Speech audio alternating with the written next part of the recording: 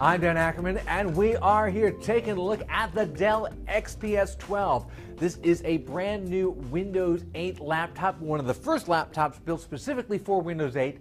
And like a lot of those other early Windows 8 laptops, it is what we call a convertible, which means that the screen will either twist or rotate or flip in some way to turn it from a clamshell laptop into a tablet. In this particular case, it goes like this. You pop the screen out of the back, it's hinged here on the side, and you flip it all the way around like this. And when you do that, it's actually pointing out from the back of the lid. As you can see, the auto rotate is still a little wonky. It's something we've seen in a couple of Windows 8 systems. But then you can fold it all the way down like this, and you have got a slate-style tablet that'll work either in portrait mode or in regular horizontal mode. And again, not getting a lot of auto rotate love right here.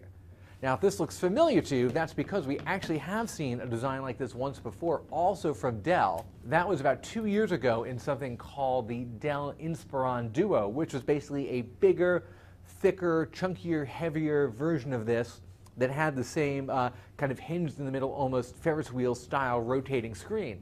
That was a clever idea at the time, but because it had an Intel Atom processor, it was really underpowered, and it just didn't come together, and I don't think Dell sold it for a particularly long time.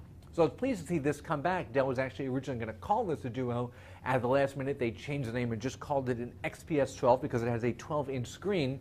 You can get a fairly high-end version like we have with a Core i7 and a 256 gig SSD. That's a little bit expensive. That's about $16.99. Or you can get a much more entry-level version for, I think, $11.99, which is a Core i5 and a 128 gig SSD, which does seem a lot more reasonable because for what you're going to do with this, web surfing, office docs, maybe some social media, maybe watching some movies online, you're not really going to need the Core i7. You might as well get the less expensive version, which at least seems understandable. I'm not really sure, as clever as the rotating screen is, if anyone is really going to want to spend $16.99 on that.